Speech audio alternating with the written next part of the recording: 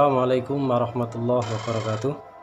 Alhamdulillahirabbil alamin, nahmaduhu wa nusalli wa nusallimu ala rasulil karim wa ala alihi wa ashabihi ajmain. Qala Allah ta'ala fi kitabil karim, a'udzu billahi minasyaitonir rajim. Bismillahirrahmanirrahim. Ya ayyuhalladzina amanu taqullaha wal tanzur nafsum ma qaddamat lighad wattaqullaha innallaha khabirum bima ta'malun. Waqala Rasulullah sallallahu alaihi wasallam, man ahya sunnati faqad ahabbani wa man ahabbani kana ma'i fil jannah, atau kama qala Rasulullah sallallahu alaihi wasallam. Amma ba'd. Kaum muslimin wal muslimat rahimakumullah, meneruskan daripada materi saya yang pertama, kita masih berkaitan berbicara tentang kemuliaan dan keistimewaan bulan Ramadan, dengan harapan dengan mengetahui nilai dan keistimewaannya ini mampu memberikan daya dorong dari dalam diri kita untuk semakin sungguh-sungguh dalam menjalani ibadah bulan puasa ini, sehingga mampu mencapai target, yaitu menjadi orang-orang yang bertakwa. Dalam materi yang lalu kita sebutkan bahwasanya Ramadan tahap pertama atau bagian pertama ini merupakan rahmatnya Allah, dan Ramadan bagian yang kedua ini adalah ampunan atau maghfirah daripada Allah Subhanahu wa taala. Maka pada kesempatan kali ini kita akan sampaikan tentang maghfirah atau ampunan daripada Allah Subhanahu wa taala. Rasulullah SAW beliau bersabda bahwasanya seluruh anak Adam ini adalah berdosa, dan sebaik-baik orang yang berdosa ini adalah orang yang bertaubat. Artinya sebaik apapun kita, setakwa apapun kita manusia ini, selama tidak berubah statusnya menjadi malaikat, maka potensi berbuat dosa itu tetap ada. Tapi sekali lagi, ini bukan berarti kalau begitu kita gelenyengan menganggap dosa itu mudah, tidak. Tapi orang yang beriman, kata Rasulullah SAW, itu melihat dosanya itu seperti orang yang berjalan ya di bawah gunung yang gunungnya itu mau runtuh. Jadi dia sangat ketakutan, sangat hati-hati.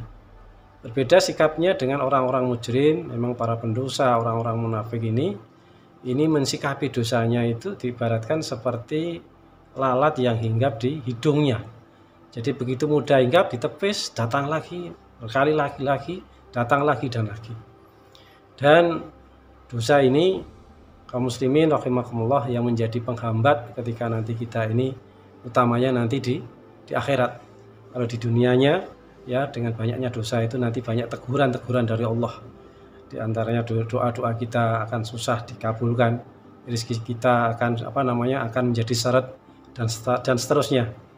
Yang kadang-kadang dalam kehidupan kita ini, kalau kita jarang bermuhasabah, jarang introspeksi diri, kadang-kadang kita mendapat teguran dari Allah itu kadang-kadang berkata, jangan-jangan iki dosaku sepiro to yo, apa dosaku iki apa to yo. Padahal kalau kita itu mau jujur, mau introspeksi diri, sebenarnya dosa kita itu sangat banyak sekali. Maka sekali lagi dalam hadis tersebut, sebaik-baik orang yang berdosa itu adalah orang yang bertaubat kepada Allah Subhanahu wa taala. Maka dari itu, bagaimana kaitannya dengan tobat ini?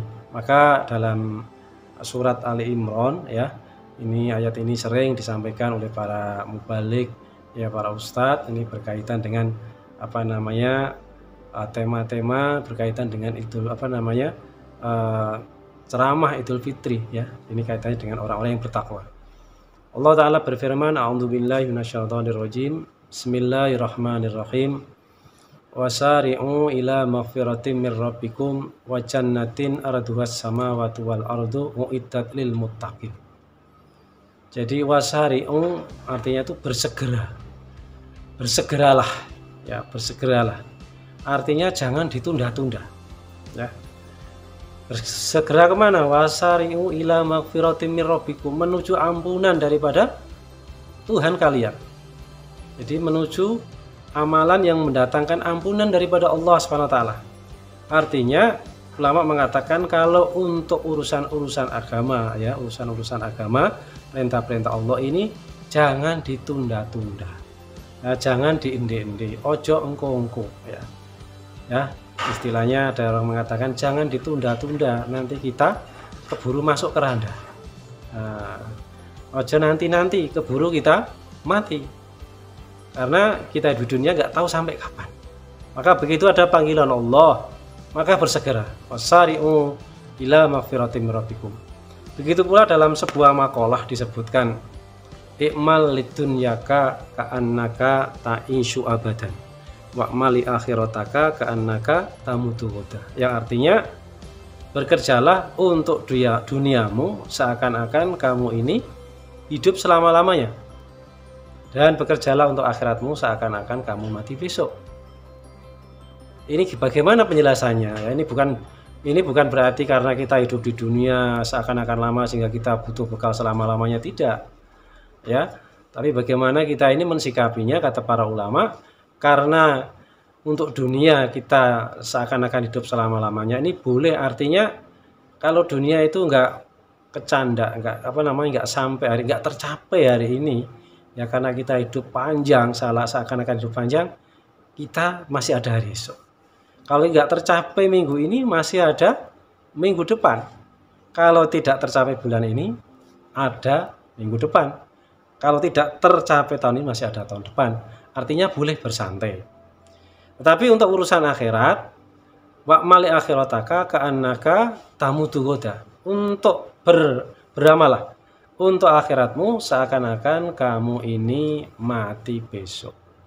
Jadi kalau misalnya kematian itu diberitakan ya kalau zaman ini mungkin lewat WA dan seterusnya, misalnya oleh malaikat Israel pencabut nyawa, wahai si fulan, kamu besok itu akan mati. Maka hari ini kita mungkin nggak sempat tertawa lagi, nggak sempat akan bersendoguro, bercengkrama dengan keluarga, dengan teman. Kita nggak akan melakukan itu semua. Kita akan bagaimana fokus ya mencari bekal sebaik-baiknya karena besok akan mati. Maka jangan ditunda-tunda. Maka orang beriman ini menghadapi kematian tidak lama melihatnya, tapi seakan-akan besok. Kesempatannya ya sekarang ini. Nanti nggak jaminan kita masih hidup. Jadi untuk urusan-urusan daripada perintah-perintah Allah ini jangan ditunda-tunda. Itu maksudnya. Maka kembali kepada ayat tersebut, wasari'u ila magfiratin min rabbikum. Dan bersegeralah menuju ampunan daripada Tuhan kalian. Kaum muslimin rahimakumullah, amalan-amalan yang mendatangkan ampunan daripada Allah Subhanahu wa taala banyak sekali. Ya, pada kesempatan kali ini kami sampaikan beberapa saja. Nanti Bapak dan Saudara sekalian bisa membuka buku-buku agama, bisa mungkin searching lewat internet dan seterusnya, banyak materi keagamaan. Di antaranya kita ini berwudu, ya, berwudu. Dengan berwudu sabda Rasulullah SAW, ini dosa-dosa kita ini akan keluar bersama tetesan air yang terakhir. Kemudian berikutnya amalan yang mendatangkan ampunan daripada Allah SWT, yaitu kita melangkah ke masjid dalam rangka untuk sholat berjamaah. Ya, jadi satu langkah kaki ini menggugurkan dosa, langkah kaki yang lain ini meninggikan derajat. Jadi sebenarnya sangat mudah. Semua orang insya Allah mampu, tinggal mau apa tidak yang menjadi pertanyaannya. Kemudian selanjutnya kaitannya dengan bulan Ramadan ini adalah kita ini memberikan buka puasa kepada orang yang berpuasa. Ini termasuk mendatangkan ampunan daripada Allah Ta'ala. Maka Rasulullah SAW beliau menghimbau pada sahabat saat itu untuk memberikan berbuka puasa pada orang yang berpuasa sebagai ampunan dan mendapatkan pahala orang yang berpuasa tanpa mengurangi pahala mereka sedikit pun.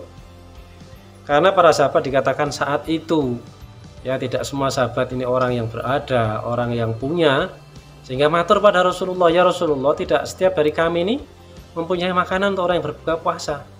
Maka Rasulullah SAW menghimbau tetap umatnya ini tetap beramal, bersedekah. Jadi beliau tidak, ya wes nek ngono rasa, tidak. Maka Kanjeng Nabi ngendika, walaupun memberikan seteguk air, ya sebutir kurma, ini jadi semua bisa beramal. Karena kalau amal kita itu diterima oleh Allah walaupun dohirnya kecil, nah itu sebenarnya besar dalam pandangan Allah. Namun sebaliknya walaupun kita beramal besar, tapi kalau nggak diterima oleh Allah, ya sia-sia. Maka yang paling penting kita keikhlasan kita ini adalah yang menjadi utama.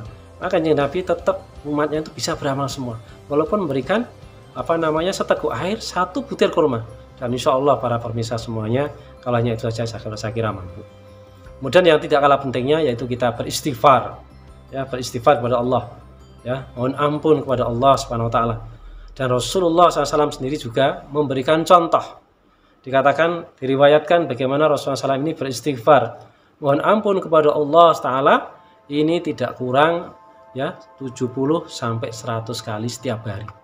Apalagi diri kita, beliau yang orang yang maksum saja, diampuni dosanya yang telah lalu maupun yang akan datang, itu aja memberikan contoh minimal ya 70 sampai 100 kali setiap hari.